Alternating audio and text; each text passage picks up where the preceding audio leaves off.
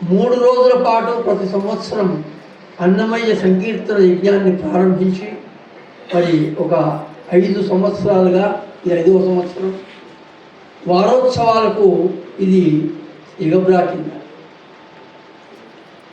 ఏదేమైనా ఒక మహాపురుషుని యొక్క స్మరణ, ఒక మహాపురుషుడు యొక్క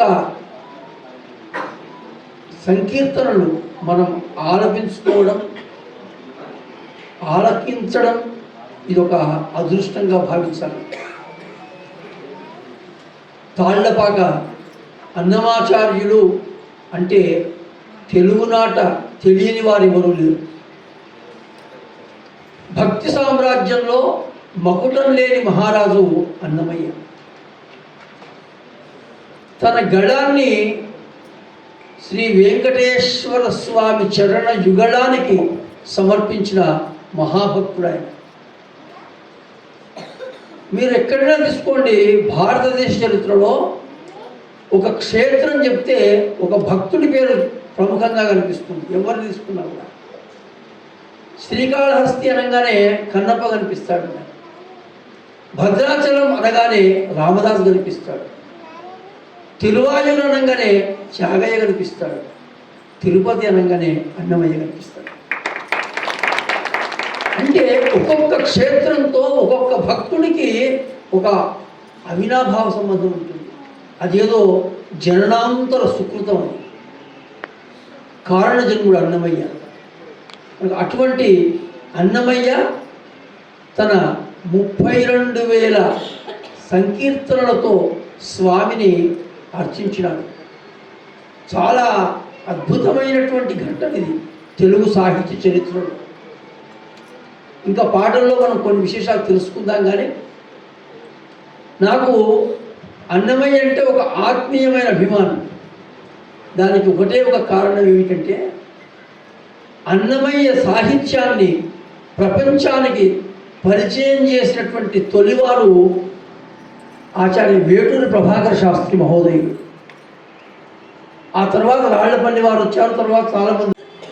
ఆ వేటూరి వారి కుమారులు వేటూరి ఆనందమూర్తి గారు మా గురువులు కనుక అది మేము ఎప్పుడు గర్వపడతాను. మా గురువుల వారి పితృపాదులు. ఆయన ఎప్పుడు కూడా ప్రభాకర శాస్త్రి గారిని మా నాన్న అనకపోయేవారు, మా పితృపాదులు అనేవారు. కనుక అటువంటి ఒక ఆత్మీయ బంధం అన్నమయ్యతో ఏదో మాకు కూడా కొద్దిగా ఉంది. అందుకు అదృష్టంగా భావిస్తాను వారి గురించి చెప్పడం అనేటువంటిది. ఒక్క మాట, అన్నమయ్య కీర్తనలు అంటే అవి మామూలు పాటలు కావు. ఇదంతా నేపథ్యం మనకు వినడానికి. ఏవో కొన్ని సంగతులు అంటే శ్లేష సంగతులు అంటే విషయాలని, సంగీతంలో సంగతులు ఏవైనా అవి కూర్చుకున్నటువంటి అక్షరాలు కావు అన్నమయ్య కీర్తన. మరి ఏమిటయ్యా అంటే అవి మహామంత్రాలు అన్నారు.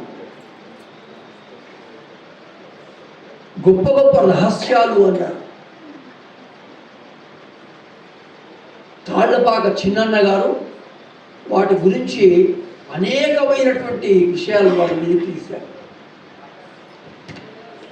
అయితే ఇవాళ మనం మొదటి కీర్తన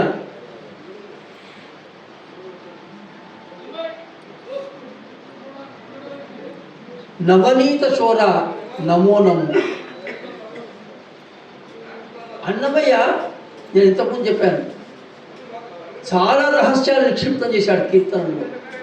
అవి బయటికి చూస్తే ఏముండదు, మామూలుగానే ఉంటుంది. నవనీత చోర నమో నమో అన్నాడు. ఈ నమో నమో ఏమిటి? నమః శబ్దం నమస్కారం బాగుంది. నమో నమో అని ఎందుకన్నాడు 2 సార్లు? అంటే ఏదో అక్కడ కీర్తన పండడం కొరకు మాట అన్నాడా? కాదండి. నమో నమః అనేటువంటి యజ్ఞంతో సమానం అన్నారు మన పెద్దలు. వైదికమైన సంప్రదాయంలో నమో నమః అన్నప్పుడు 2 సార్లు నమశబ్దాన్ని ఉపయోగిస్తే అది యజ్ఞంతో సమానం అన్నారు. ఈ రహస్యం తెలిసిన వాడు అన్నమయ్య. అందుకే చాలా కీర్తనల్లో నమో నమో అని వేస్తాడు ఆయన. ఆ కీర్తన మనం పాడితే తెలియకుండానే యజ్ఞ ఫలితం మనకు వస్తుంది. అది అన్నమయ్య మనకి ఇచ్చిన అదృష్టం. ఇక్కడ ఇంకొక మాట, నవనీత చోర నమో నమో అన్నాడు. నవనీత చోర అనగానే మనకు అర్థమైపోతుంది ఎవరి కీర్తన ఉన్నది. ఎవరి కీర్తన? కృష్ణుడిది. కృష్ణుడిని ఎన్ని రకాలుగా చెప్పవచ్చు కదా. ఈ నవనీత చోర ఏమిటండి ప్రారంభంలోనే అంటే దొంగ అని చెప్పేస్తున్నాడు. చోరుడు అంటే దొంగ కదండి. వెన్న దొంగ నీకు నమస్కారం, దొంగకు నమస్కారం చేస్తారా ఎవరైనా అని అన్నమయ్య చేసాడు. ఎందుకు చేసాడు అంటే నవనీత చోరుడు అనే పదానికి తాత్వికంగా చాలా అర్థం ఉంది. నవనీతం ఎన్నెప్పుడు వస్తుంది? బాగా పెరుగును మధిస్తే వస్తుంది. అట్లా మన హృదయం మధించినప్పుడు పుట్టినటువంటి ఒక అమేయమైన, అపారమైన, అవ్యాజమైన భక్తి అనే నవనీతాన్ని తీసుకునేవాడు స్వామి. అది ఆయన నవనీత చోడు. కనుక ఆ నవనీత చోడుకి నమస్కారం అంటూ ఇక్కడ ఈ పాటలో ఒక ప్రత్యేకత ఉంది. అన్ని నామాలు మీరు జాగ్రత్తగా వినండి, అన్ని నామాలతోటే సాగుతుంది. నామ సంకీర్తన ఇది. దాదాపు 30 నామాలు దీంట్లో కృష్ణుడికి సంబంధించి వాళ్ళు చేశారు. చేసి ఒక మాట అన్నాడు, నాక జననుత నమో నమో, నాకేశ వందిత నమో నమో. అయ్యా నీకు నమస్కారం చేస్తున్నాము అన్నాడుగా. మేమివ్వడము స్వామి నీకు నమస్కారం చేయడానికి.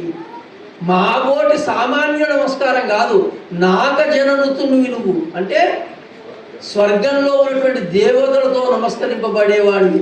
అంతేకాదట, నాకేశ వందిత దేవతలకే ప్రభు అయినటువంటి ఇంద్రునితో నమస్కరించబడేవాడివి కనుక నేనెంత అని. కనుక నవనీత చోరుడు అనే మాట ఎందుకన్నాడంటే అదొక లీల. కృష్ణుడి లీలల్లో అదొక లీల. దీంట్లో ఇంకొక మాట చెప్పి ఆపిస్తాను. ఈ కీర్తనలో స్వామివారి రూపాన్ని, స్వామివారి గుణాన్ని రెండింటిని మీరు జాగ్రత్తగా గమనించండి. రూపంలో ఏమన్నాడంటే నీరజాక్ష చక్రధర అంటాడు. ఈ నామాలు ఇచ్చాడు. నీరజాక్షుడు అంటే పద్మము వంటి కళ్ళున్నవాడు, అంటే దయ నిండాడు, మనం కాపాడేవాడు, అంటే దయతో కాపాడేవాడు అని చెప్పడం. ఇంకా గుణం ఏమిటి? ఆయన గుణనిధి అన్నాడు. ఏం గుణమయ్యా? శ్రీకర అన్నాడు. అంటే సంపదనిచ్చేవాడు, శుభాన్నిచ్చేవాడు, మంగళాన్ని ఇచ్చేవాడు. కనుక ఇవన్నీ తెలిసినప్పుడు ఈ కీర్తనను ఎంత భక్తితో ఉంటాం. అటువంటి కీర్తన మనం ఇప్పుడు వినబోతున్నాం. నవనీత చోర నమో నమో పాడబోతున్నాం. ఈ పాట కూడా ఒక ఆల్బమ్ చేస్తున్నాం. ఆల్బంలో తన ఈ పాట పాడుతున్నాడు.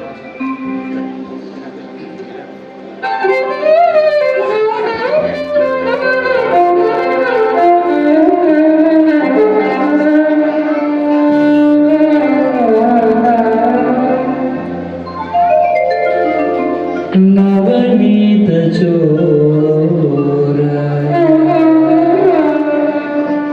నమో నమో, నవ మహిమార్ణవ నమో నమో,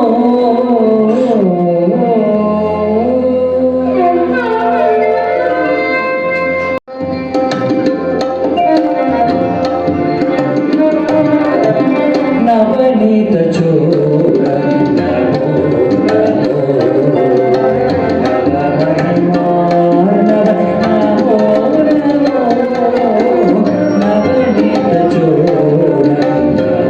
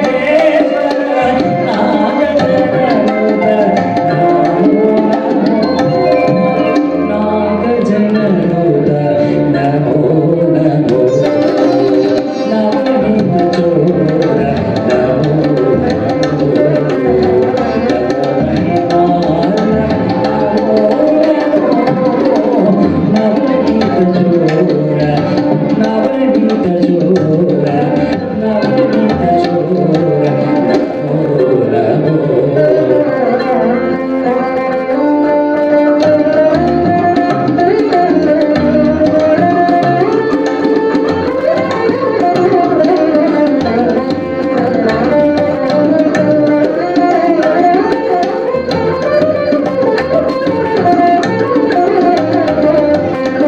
నవనీత చోర నవనీత చోర నవనీత చోర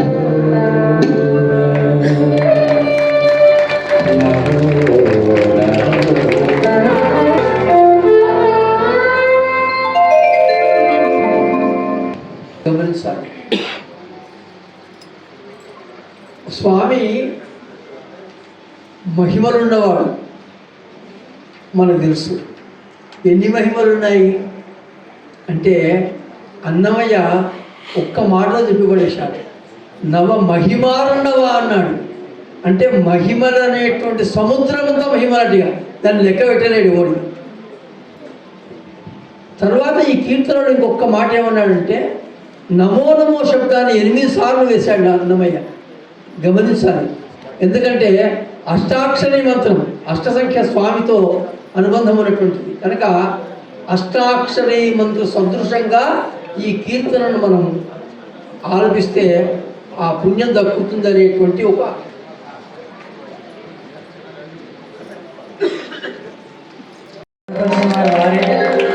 రాసిన వారు వీరు, సాహిత్యం చెప్పేవారు వారు, పాడేవారు వీరు.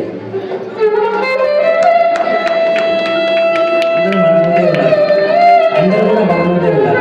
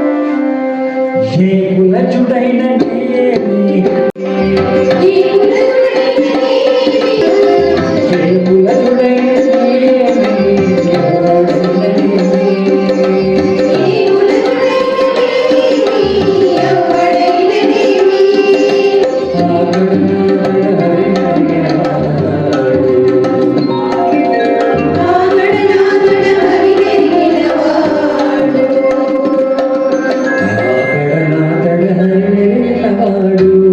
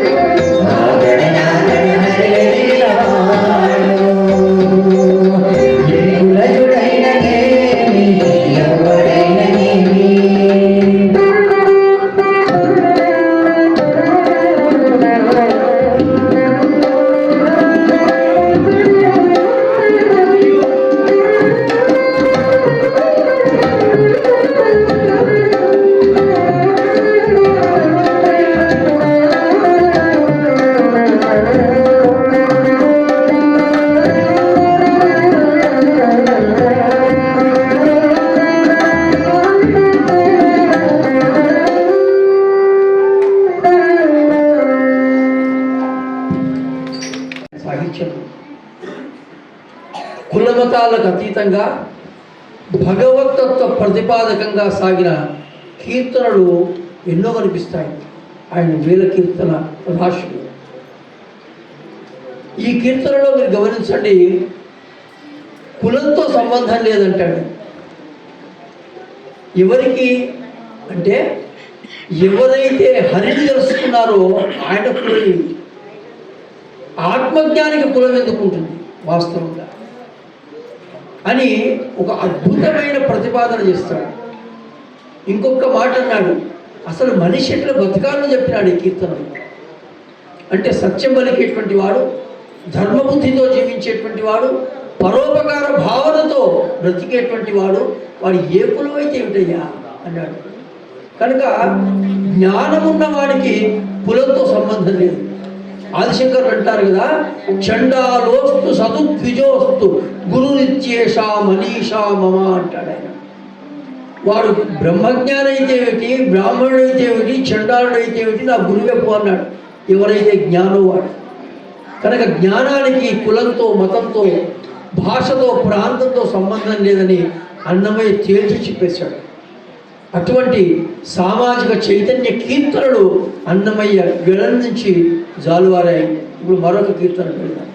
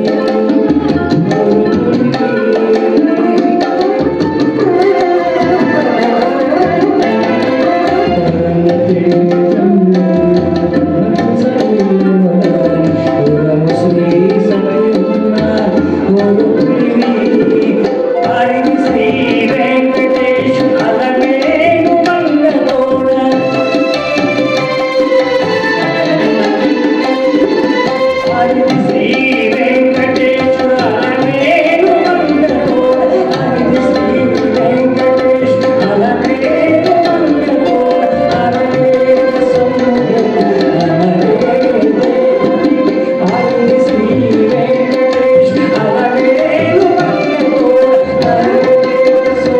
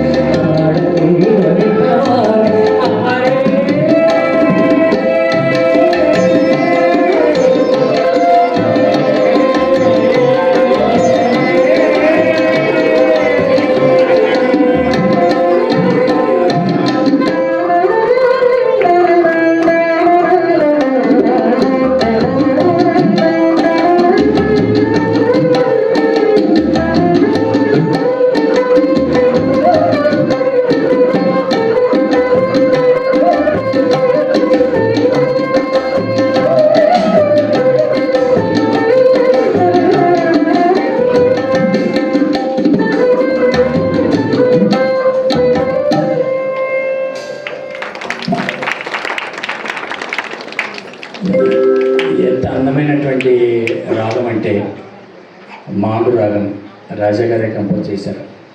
గొంతులు చిరిగిపోతాయి పాడాలంటే స్వరాలు. చూడ చూడనింతలోనే శుక్రవారం నాడు, జస్ట్ శుక్రవారం అంత అవసరమా కానీ అనిపించారు. రాయలసీమ మాండు లాంగ్వేజ్ ఆయన మాండు రాగంతో మాండులికం రాస్తారు ఆయన మన రాయలసీమ అన్నమయ్య.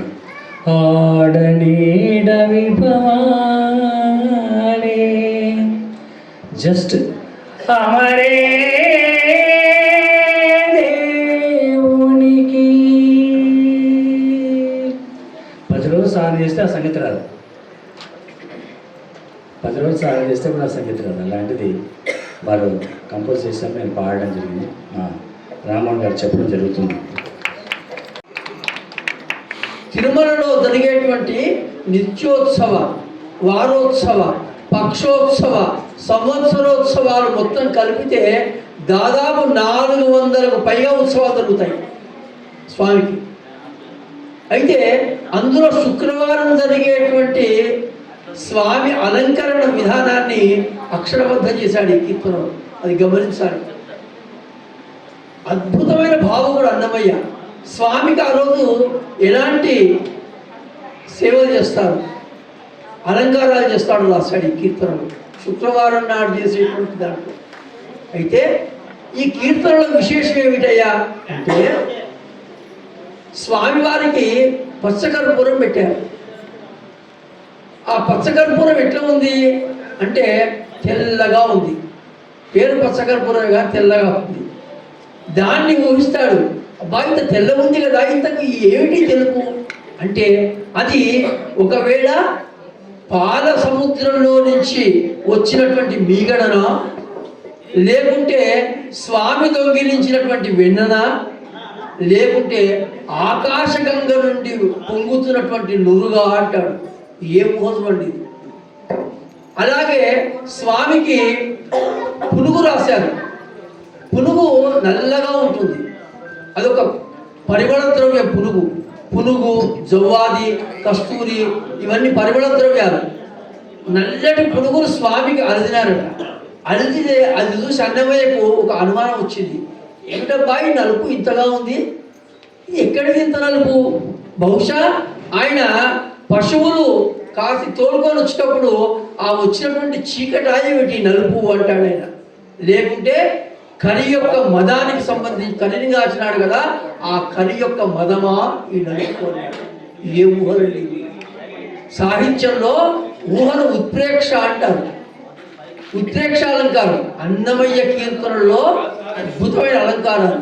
ఆ భావన వింటే మనసు కలిగిపోతుంది. మరి ఇప్పుడు ఇంకొక కీర్తనకు వెళ్దాం. దయచేసి ఎంతో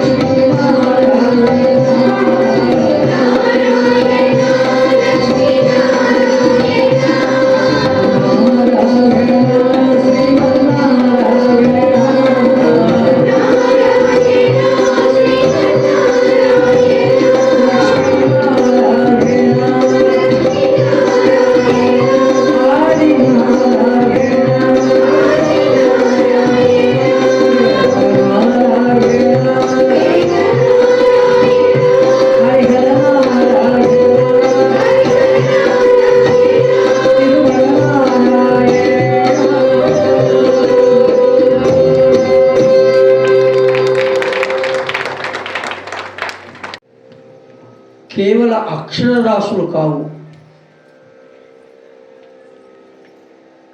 చిన్న చెప్పినట్టుగా శృతులై శాస్త్రములై పురాణ కథలై సుజ్ఞాన సారంబులై యతిలోకాగమ వీధులై వివిధ మంత్రార్థంబులై నీతులై కృతులై వెంకటశైలవల్లభరతి క్రీడా రహస్యంబులై నుతులై తాళుల పాక అన్నయ వచో నూత్న క్రియల్ చెన్నగు. అవి మంత్రాలు, అవి శాస్త్రాలు, అవి పురాణాలు, అవి ఆగమాలు, అవి నిగమాలు. వెంకటేశ్వర స్వామి లీలా వర్ణనలు అవి అర్ణవ సదృశాలు. కనుక అటువంటి కీర్తనలతో స్వామిని అర్చించినాడు అన్నమయ్య. అందులో మరి ఇంతకుముందు నేనేది మనం చేశానో అటువంటి ఉత్ప్రేక్షణ ఇంతకుముందు పాటలు మనకు ఉంది. ఇప్పుడు మరొక పాట మనం విందాం.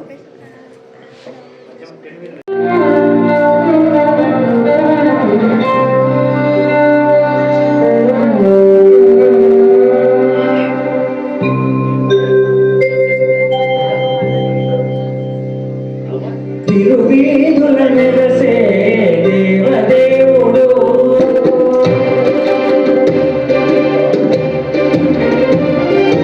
తిరువీధుల మెరసే దేవదేవుడు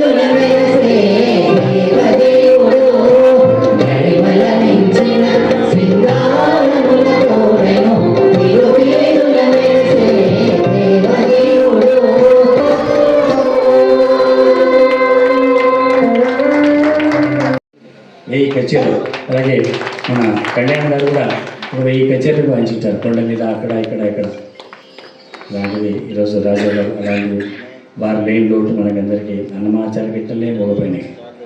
సో కాబట్టి అంటే ఎన్నో సంవత్సరాల నుంచి సేవ చేశారు కాబట్టి కదా ఆయన, కాబట్టి వారి గురించి 2 మాటలు, ఆమె పాట గురించి, బ్రహ్మోత్సవం గురించి ఒక పాట. చాలా ప్రత్యేకంగా పరిశీలించాలి ఏ కీర్తన అయినా కూడా. ఇప్పుడు వారు ఆలపించినటువంటి కీర్తన స్వామివారి బ్రహ్మోత్సవాలకు సంబంధించింది.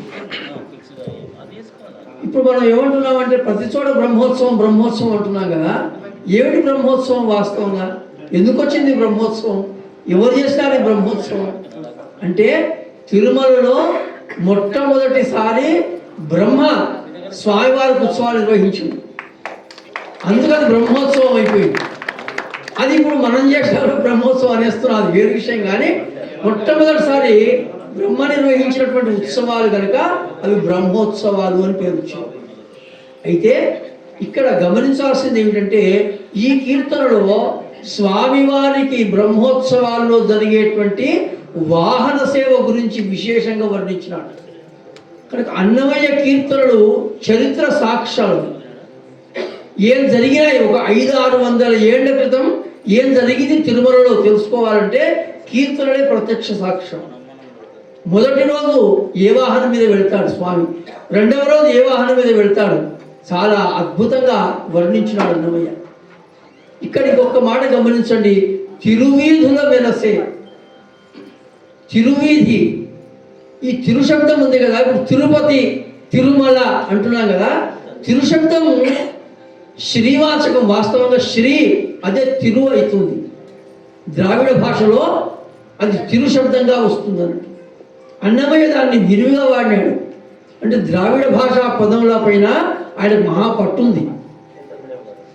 ద్రావిడ ప్రబంధమైన నాయుడార ప్రబంధాన్ని ఆయన ఆపోషణ పట్టినాడు. అందుకే అన్నమయ్యకు ద్రావిడాగమ సార్వభౌమ అని ఒక బిరుదుంది ఆయన. కనుక ఆ సంప్రదాయాలను తెలిసినవాడు కనుక అద్భుతంగా దాన్ని వారు ప్రస్తావించినారు.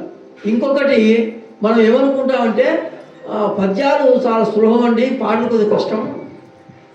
వేమన గారి పద్యాలు చూడండి, తల్లిదండ్రి మీద దయలేని పుత్రుడు, ఎంత హాయిగా ఉంది. అంటే ఇటువంటి కీర్తనలు అన్నమయ్య కూడా రాసినాడు. ఇప్పుడు ఇంతకుముందు పాడిన దాంట్లో చూడండి, గ్రక్కున 5వ నాడు గరుడుని మీద గా గా ఎక్కి అద్భుతంగా వేస్తాడు అన్నమయ్య. తర్వాత ఎక్కెను 6వ నాడు ఏనుగు మీద, ఎంత హాయిగా ఉంటుంది చూడండి. ఇది అర్థంగానే ఉందండి. అంటే ఇటువంటి భాషా మర్యాదలు, సాహిత్య మర్యాదలు అన్నమయ్య కీర్తనల్లో కోకొనలని మనవి చేస్తూ మరొక కీర్తన పెట్టాం. సార్ గురించి చెప్పాలి. ఏమిటంటే అది ఏదైనా ఒక పని సక్సెస్ అయ్యింది అంటే దాని వెనకాల ఎంతో శ్రమ ఉంటుంది అని మా గురువు గారు తిరుపతి పొన్నారావు గారు చెప్పారు. అంటే సక్సెస్ ఊరికే రాదు అని మాకు 3 నెలలకు ముందే చెప్పారు. ఈ ప్రోగ్రామ్ డేట్స్ చెప్పి వదిలేలా, వారానికి ఒక్కసారైనా సరే గుర్తు చేస్తూనే ఉంటారు, ఫోన్లో మెసేజ్ పెడుతూనే ఉంటారు. అది ఏమైతుందంటే నిద్రలే కానీ పలానా డేట్ మనకు మహబూబ్నగర్ ప్రోగ్రామ్ కంటెస్ట్ అయిపోతుంది. అంతలా దాన్ని ఆయన శ్రద్ధ తీసుకోవడం, 1 మ్యాన్ ఆర్మీ అన్నట్టుగా. మేము కూడా అన్నమాచార్య ప్రాజెక్టులో నేను యూనియన్ ప్రెసిడెంట్గా ఉండేటప్పుడు అఖండం చేశాం. ఒక్కరోజే మాకు దేవుడు కనిపించినాడు. ఆ ఒక్కరోజుకి ఇంకా 7 రోజులు మొత్తం దేవతలు కనిపించుంటారు ఆయనకి. అయితే అలు పెరిగినటువంటి ఒక గొప్ప శక్తి భగవంతుడు ఇచ్చాడు ఆయనకి, అంతే. ఫెయిత్ ఈజ్ గాడ్ అన్నట్టు భగవంతుడు ఇచ్చాడు. ఇంకా ముఖ్యమైన విషయం చెప్పాలంటే నా అనుభవంలో ఈ 40 ఏళ్లలో చాలామంది ఆర్టిస్టులు నేను చూశాను. హరికథ ఫీల్డ్ నాకు తెలుసు, డ్రామా ఫీల్డ్ తెలుసు, సినీ ఫీల్డ్ కూడా తెలుసు. ఒక 2 సినిమాలకు నేను మ్యూజిక్ డైరెక్షన్ చేశాను. దాదాపు 4 భాషల్లో ఇంచుమించు ఒక 2000 పాటలకు మ్యూజిక్ చేసి ఉంటాను నేను. అయితే నేను చంద్రశేఖర్ సార్ గురించి చెప్పేది ఏంటంటే, కళాకారులకి విద్య ఎంత ఉంటుందో మనసు అప్పుడు బుద్ధి కూడా అంత ఉంటుంది. అందరికీ నేను చెప్పను కానీ కొంతమందికి. ఒకరోజు ఒక 20 సంవత్సరాలు ఇంచుమించుగా విజయవాడలో నేను ఒక ప్రఖ్యాతమైనటువంటి గాయకుడికి వైలిన్ వాయించాను. ఆయనకి 4 ఏళ్ళుగా వాయించాను నేను. ప్రోగ్రాం అయిపోగానే వాళ్ళు వచ్చి, సార్ అంత బాగా వాయించారు సార్, మీకు పాడుతూ కూడా వాయించారు, రిహార్సల్ చేసుకున్నట్లుంది అని అంటే ఆయన ఏమన్నాడు తెలుసా, 6 గంటలకల్లా వెళ్ళాలండి నేను తిరుపతికి, ఇప్పుడు ఏమన్నా బస్సు ఉందా అని అడిగాడు.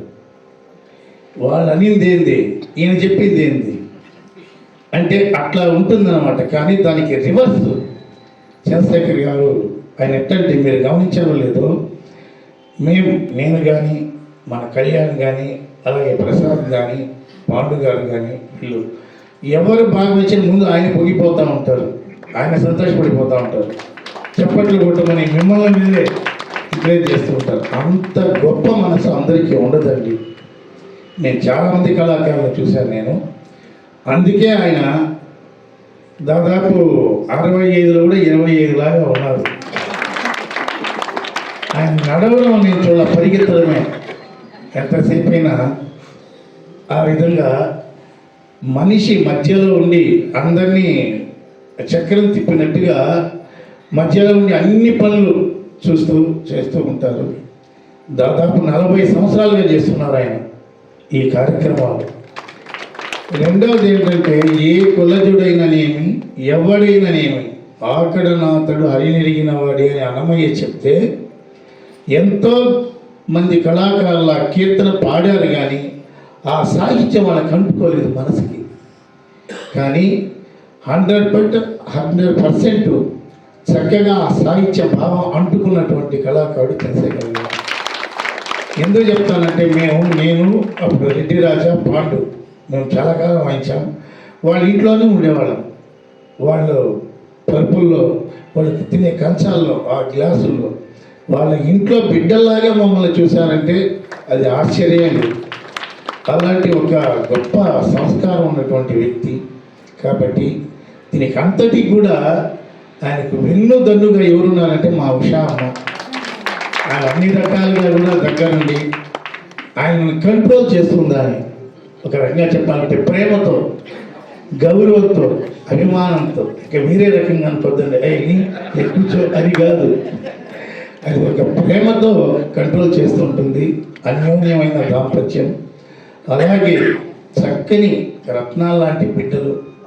ఇలా నడుచుకోండి అని వాళ్ళకి చెప్పాల్సిన అవసరం లేదు, అలా నడుచుకున్నటువంటి బిడ్డలు వాళ్ళు. కాబట్టి ఇవంతా కూడా ఎందుకంటే భగవంతుని సేవ ఆయన చేస్తున్నారు కాబట్టి ఆయన గురించి భగవంతుడు పట్టించుకున్నాడు అన్నమాట. లేకపోతే ఇంతమంది మీరు ఇదే ఒక 20 సంవత్సరాల ముందు 2-3 వేల మంది రావడం, ఇప్పుడు మీరు ఎంతమంది రావడం 2 ఒకటే. ఆ రోజు టీవీ సీరియల్ లేదు, ఈరోజు టీవీ సీరియల్స్. ఈరోజు ఏం జరిగిందని తప్పితే మరుసలు తెల్లారి ఫోన్ చేసి ఏం జరిగిందని కనుక్కుంటారు, అంత ఇంట్రెస్ట్ అన్నమాట. అలా ఉండి కూడా ఈరోజు ఈ కార్యక్రమానికి వస్తున్నారంటే చంద్రశేఖరరావు గారి పైన మీకు ఉండేటువంటి గౌరవం, భక్తి, అన్నమాచార్య సంకేతంగా ఉండేటువంటి ఒక ఇది. ఈ గొప్ప అవకాశం, వారి గురించి 2 మాటలు చెప్పే అవకాశం నాకు కల్పించినందుకు వారికి, వారి కుటుంబ సభ్యులకు, మీకు అందరికీ కూడా కృతజ్ఞతలు తెలియజేసుకుంటున్నాను. ఓం నమో వెంకటేశ్వర.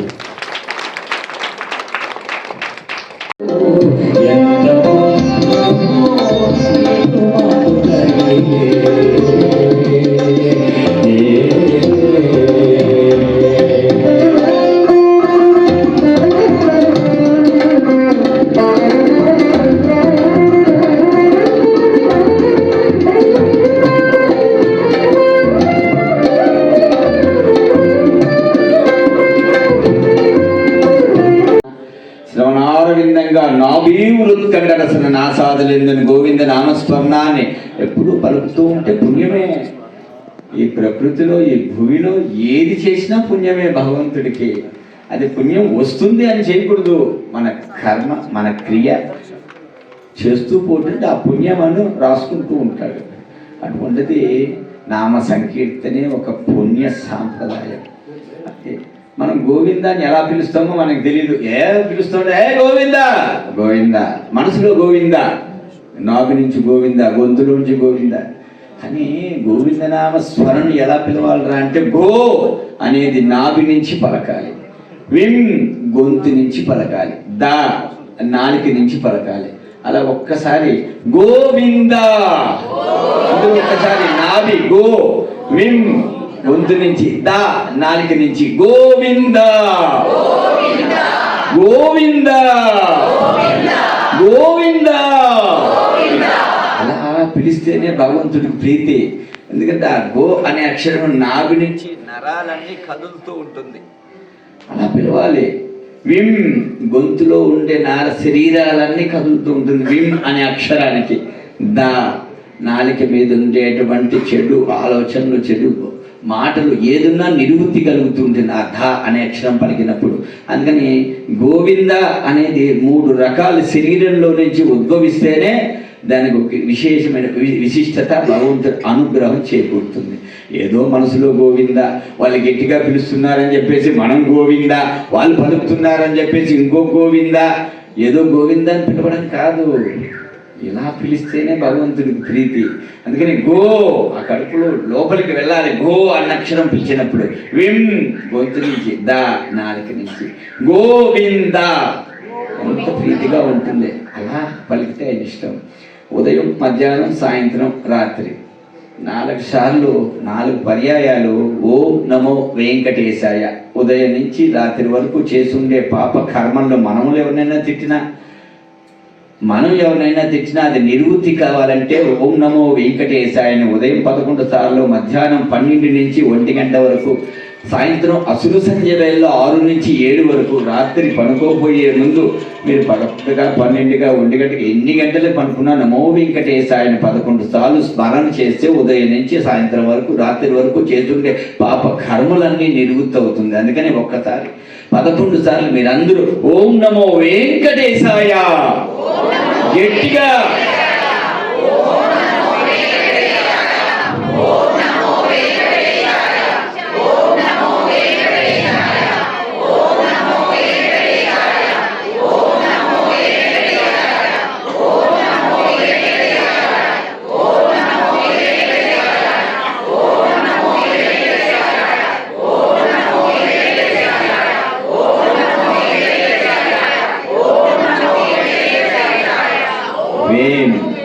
పాపములు కట దహించువాడా వెంకటాద్రి సంస్థానం బ్రహ్మాండే నాస్తి కించన అన్నారు.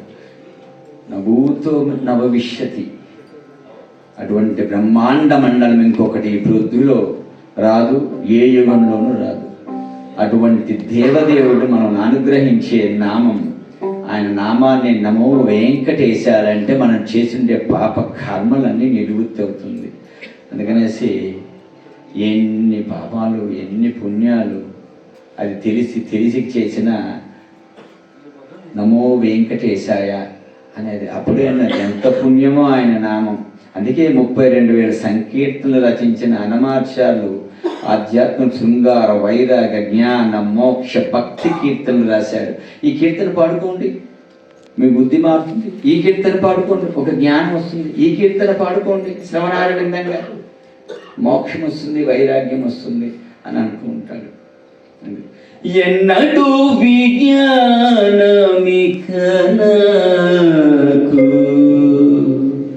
విన్నపమిదే శ్రీ వెంకటనాథ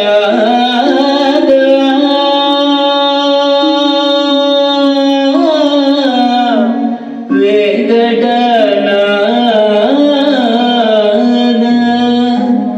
ఎన్నడూ విజ్ఞానమికనకు విన్నపమిదే శ్రీ వెంకటనాథ. మనకు ఎప్పుడు జ్ఞానం వస్తుందో తెలియదు.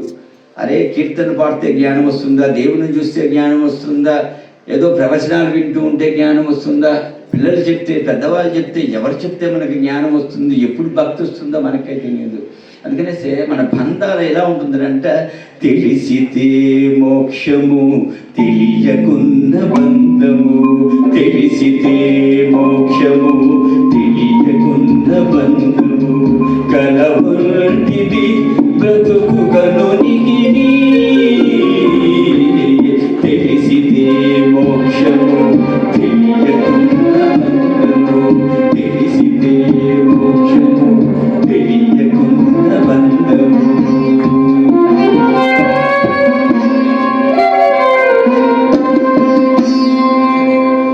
ఇలా బంధాన్ని తెలిస్తే బంధం, తెలియకపోతే మోక్షము. నాకెవరూ లేదు, ఏమీ కాదు, ఎవరు కాదనుకుంటే మోక్షమే, కైలాలు కావాలనుకుంటే భగవంతుడు నీకు అంతవరకేరా అని అంటూ ఉంటాడు. ఇలా చాలా కీర్తనలు జ్ఞాన మోక్ష వైరాజ సంకీర్తనలు రచించాడు. ఎన్నో జన్మల పుణ్యఫలం ఉంటేనే వారి వంశస్థుల్లో పుట్టి ఈరోజు ఇక్కడ కూర్చొని మిమ్మల్ని అందరినీ అనుగ్రహించి చూసే భాగ్యం నాకు కలిగింది. ఆ స్వామి దగ్గరికి రేపు రాత్రి ఏకాంక్షకు వెళ్ళాలి. నేను ఈ 2 కళ్ళతో మిమ్మల్ని అందరినీ చూసానా? రేపు రాత్రి నేను ఏకాంత సేవకు వెళ్ళినప్పుడు ఇదే కళ్ళతో నేను భగవంతుని చూస్తాను. 2 రోజుల నుంచి నేను ఆయన డ్యూటీకి కైంకర్యానికి వెళ్ళలేదు. ఎక్కడికి వెళ్ళామంటే మహబూబ్ నగర్ వెళ్ళానయ్యా. కొంతమంది భక్తులు వీక్షిస్తూ ఉన్నారు సంకీర్తనామాల్ని. మా సోదరుడు వనమాలి పాదపద కవిత దాదా సంకీర్తన పంచమ వార్షికోత్సవాలు జరుపుతున్నారు. దానికోసం నేను వెళ్ళానయ్యా. నేను కూడా తెలిగించిన చాలా అద్భుతంగా గానం చేస్తున్నారు. అక్కడ ఉండే వాళ్ళందరినీ చూశారంటే నా గురించి చెప్పావా అంటారు. చెప్పాను స్వామి అని అనుకో. ఎప్పుడైతే నేను ఆయన్ని చూస్తానో, నా కళ్ళను ఆయన ఎప్పుడైతే చూస్తాడో, నా కళ్ళలో ఎవరెవరైతే కనిపించారో వాళ్ళందరూ భాగ్యవంతులు. భగవంతుడు చూసినటువంటి ఫలితం తగ్గుతుంది. ఎందుకంటే నిత్యం శాంతి దగ్గర ఉంటాను నేను. ఏకాంశంలోను, సుప్రభాతంలోను, కళ్యాణోత్సవంలోను, అన్ని కైంకర్యాల్లోనూ ఉంటాను. అందుకని నా కళ్ళను ఆయన చూసినప్పుడు, నేను ఆయన చూశానంటే నేను ఉదయం నుంచి రాత్రి వరకు ఎవరిని చూస్తున్నా నేను భగవంతుడి దగ్గర గంటల తరబడి చూస్తుంటానే. భగవంతుడు నా కళ్ళను చూసినప్పుడు నేను ఎవరినైతే చూశానో వాళ్ళందరూ భాగ్యవంతులు, జ్ఞాన సంపన్నులు, భక్తి జ్ఞాన మోక్ష వైరాగ్య వీళ్ళంతా. ఓం నమో వెంకటేశాయ. సద్గురు అన్నమాచార్య పరంపరాయ. స్వామి